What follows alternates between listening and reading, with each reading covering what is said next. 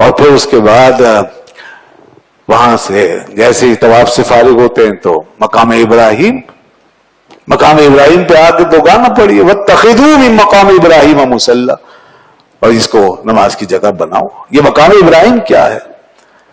یہ اسی راستے پہ جس پہ حاجی گیا ہے، وہ قدم ہے جو بہت پہلے بہت آگے اس راستے پہ عشق و محبت کی بڑی بڑی منزلیں طے کر کے جا چکا ہے۔ یہ وہ قدم ہے، یہ قدم ہے عشق کا، معرفت کا، محبت کا، اطاعت کا۔ اس قدم پہ نشان ہے یہ سارے، اس کے اندر یہ پہچان ہے۔ یہ ابراہیم خلیل اللہ علیہ السلام کا قدم ہے۔ تو حضرت ابراہیم خلیل اللہ کی شان کیا تھی؟ اللہ نے فرمایا وَإِذِ ابْتَلَىٰ إِبْرَاهِيمَ رَبُّهُ بِكَلِمَاتٍ فَأَتَمَّهُنَّ۔ ابراہیم کی شان یہ، ان کی پہچان یہ ہے کہ جب ان کے رب نے انہیں آزمایا تو انہوں نے بندگی کے مقام پہ کھڑے ہو کے دکھایا، اے رب تو رب ہے، تو جو آزمائش بھیجے گا تیرا بندہ حاضر ہے۔ فَأَتَمَّهُنَّ، ہر آزمائش میں پورا اتر کے دکھایا۔ رب یہی چاہتا ہے کہ اس کے بندے بندگی کے امتحان میں کامیاب ہوں۔ اور فرمایا کہ وَإِذْ قَالَ لَهُ رَبُّهُ أَسْلِمْ، جب ان کے رب نے ان سے کہا کہ اے ابراہیم جھک جاؤ، اپنے آپ کو جھکا دو، سرنڈر کر دو اور ہمارے آگے فنا ہو جاؤ۔ کیا کہا انہوں نے؟ قَالَ أَسْلَمْتُ لِرَبِّ الْعَالَمِينَ، میرے رب میں تیرے لیے، اپنے رب کے لیے، رب العالمین کے لیے فنا ہو چکا تھا، میں نے اپنے آپ کو سرنڈر کر دیا ہے، جھکا دیا ہے۔ اے میرے رب تو مجھ سے جو چاہتا ہے، تیرا بندہ حاضر ہے۔ یہ سب دیکھیے نا، یہ سفر کیا کرنے والوں نے وفاداری کو اس مقام پہ پہنچا دیا۔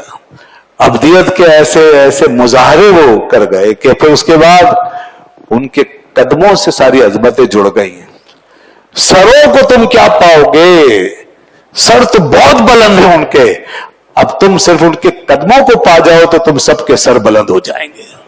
اس لیے فرمایا اس قدم کے آگے اب تم جھک جاؤ جو قدم میری راہ میں چلا گیا ہے، جو میری راہ میں آگے تک وفاد کے سارے تقاضے پورا کرتا ہوا بڑھ گیا، قربانیاں دیتا ہوا چلا گیا، اب اس قدم کے آگے اپنے آپ کو جھکا دو۔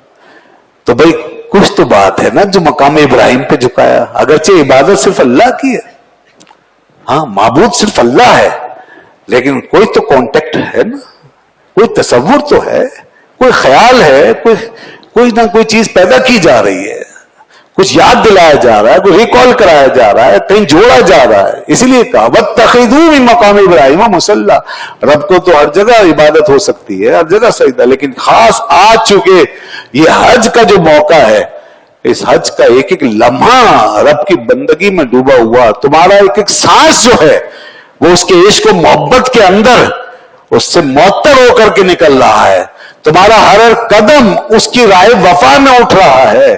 تم نے آج جو فیصلہ کیا ہے حج کے ذریعے سے وہ یہ ہے کہ رب جو کچھ ہے ہمارا وہ سب تیرے لیے ہے، مالک تیری راہ سے باہر نہ کوئی قدم ہے، نہ کوئی سانس ہے، نہ کوئی احساس ہے، یہ سب کچھ تیری محبت میں فنا ہے۔ تو جب یہ سفر ایسا سفر ہے تو اس راہ کے ہر نشان کو چومتے ہوئے آگے بڑھو، چاہے ہزاروں سال گزرے، لاکھوں سال گزرے، مگر میرے بندے جو یہاں سے گزر گئے اب ان کو بھی بھولنے نہیں دوں گا میں، ان نسبتوں کو بھی یاد رکھو۔